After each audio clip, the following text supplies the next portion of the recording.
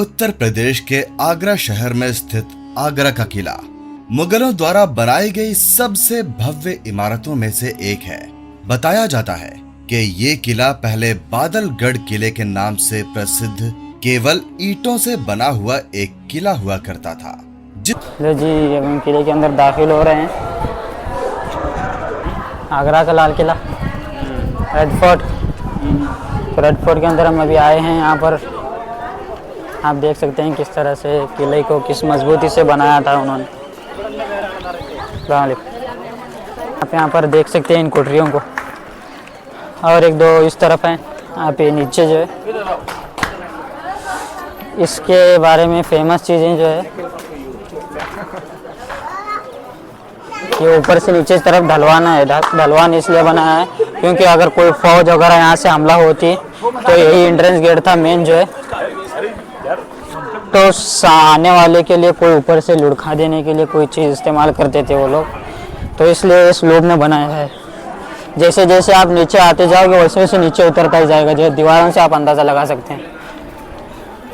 बड़ा ही ज़बरदस्त किस्म का डिफेंस सिस्टम इन्होंने बनाया हुआ था उस ज़माने से हिसाब से, कि उस ज़माने में हमलावर जो है बहुत ज़्यादा हुआ करते थे। उस ज़माने के मुग़ल के हुक्मरानों का ये था यहाँ पर, लेकिन आजकल के देखेंगे तो इसमें मशगूल है।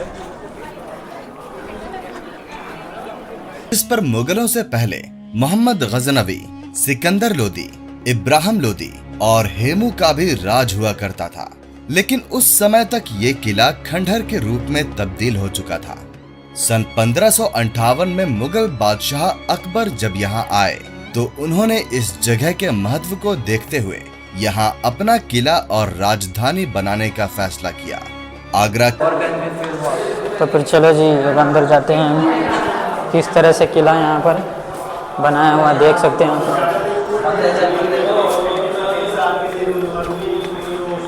आप जैसे ही अंदर दाखिल होते हो तो यहाँ पर एक ज़बरदस्त किस्म का आर्किटेक्चर देखने को मिलेगा। यहाँ पर ये देख सकते हैं अकबरी महल से मिलता जुलता है, जैसा जोधाबाई का महल था वहाँ ऊपर, उसी तरह से यहाँ पर भी ये चीज़ मौजूद है।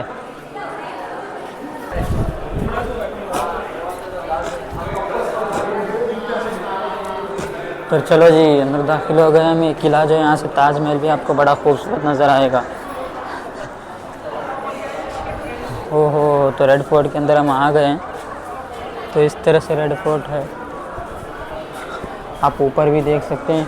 चलो इधर ही जाएंगे। चलो ये टोटली किला जो है इस तरह से महफूज है। यहाँ पर खूबसूरत डिज़ाइन उस ज़माने में हुआ करता था, लेकिन आजकल जो है डिज़ाइन मिट गया है, या पता नहीं लोगों ने खिकरा है इसको काटा है पढ़ाई से पता नहीं, लेकिन एक बड़ा ही खूबसूरत डिज़ाइन उस ज़माने में इस किले में हुआ करता था। बड़ा काफ़ी अरसा हो गया, लेकिन पर आज भी उसी मजबूती के साथ ये खड़ा हुआ है। बस सिर्फ चूना वगैरह यहाँ से हटा हुआ है, इसको रेनोवेट किया जा सकता है उसी तरीके से। यहाँ पर भी कुछ है, शायद पता नहीं डाइनिंग हॉल वगैरह इस तरह से यहाँ पर निज़ाम है। एसी वगैरह उस ज़माने में नहीं हुआ करती थी, लेकिन हवा इस तरह से आती थी जैसे जो है कोई एसी के कमरे में बैठा हुआ है। किले का निर्माण अकबर ने सन 1565 में शुरू करवाया था और इसको 8 सालों में यानी कि 1573 तक पूरा बनवाकर तैयार करवा दिया था। बाद में उनके उत्तराधिकारी मुगल बादशाहों ने यानी कि जहांगीर, शाहजहां और औरंगजेब ने इस किले का विस्तार और नवीनीकरण का काम अगले 95 साल तक करवाया। पहले जो जैसे ही आप किले के अंदर दाखिल होने के बाद एंट्रेंस में आते हैं साइन में, तो यहाँ पर पानी का जो निज़ाम कितना ज़बरदस्त निज़ाम था ये देख सकते हैं। आजकल पाइपलाइन बोरवेल वगैरह, लेकिन उस ज़माने में पानी जैसा ही आता था इस नाली से ऊपर से गिर कर जो यहाँ से आता था, फिर वहाँ से जो है सीधा दरिया के अंदर या फिर जो है नीचे वाले हाउस के अंदर जो है बावड़ी जिसे बावली भी कहते हैं, उसमें जाकर जो जमा हो जाता था। और सन 1660 में आखिरकार इसको वो रूप मिला जो आज आप देख पा रहे हैं। बताया जाता है कि उस समय इस किले को 4000 कारीगरों की मदद से 35 लाख रुपए में बनाकर तैयार करवाया गया था। 2.5 किलोमीटर के विशाल क्षेत्र में फैले हुए इस किले का 75% एरिया इंडियन आर्मी के अंडर में है, जो कि मुगल काल में मुगल आर्मी के अंडर में और अंग्रेजों के समय में ब्रिटिश आर्मी के अंडर में हुआ करता था। तो फिर जैसे ही आप यहाँ से बोर्ड से जहांगीरी महल की तरफ जाना चाहेंगे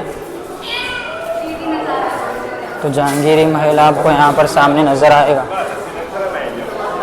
इन जहांगीरी महल की एक ख़ास बात है कि यहाँ से ज़बरदस्त किस्म का जो एक व्यू भी आपको नज़र आएगा, वो है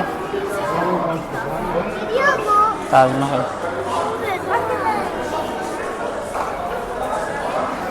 तो फिर बहरहाल हम यहाँ पर जाएंगे जहांगीरी महल, जिसे जहांगीरी महल भी कहते हैं। तो वाइट स्टोन से बनाया है, रोशनारा, बेगम रोशनारा के बारे में भी कहते हैं।